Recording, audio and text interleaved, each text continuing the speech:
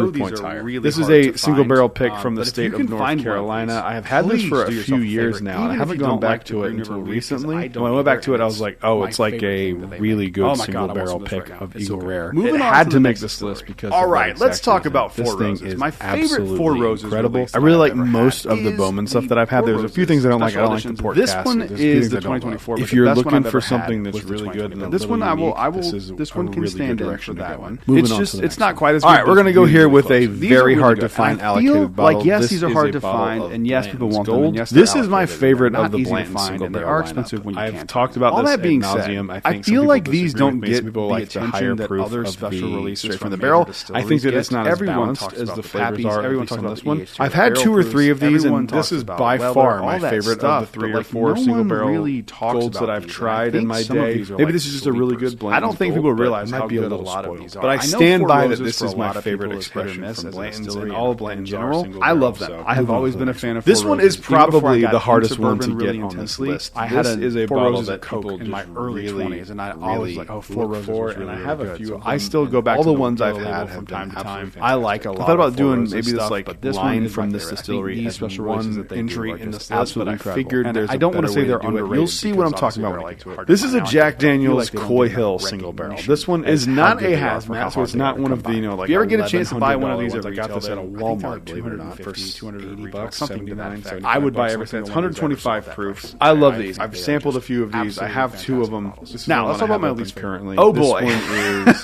This one was so absolutely disappointing. This amazing. was the. was, I don't even remember really which close one of to these. being I an didn't like 11 any year. of It's a these. 10 to year. be honest with Wow, you. is it These really were the 10 red label years? recipe September bottles 4th, from Four Roses, and I 2013 wasn't was a the fan barrel of any of them. entry, These and the are bottling date Four was Roses August single 7th, barrels, so they are single 2024. barrels. So you have to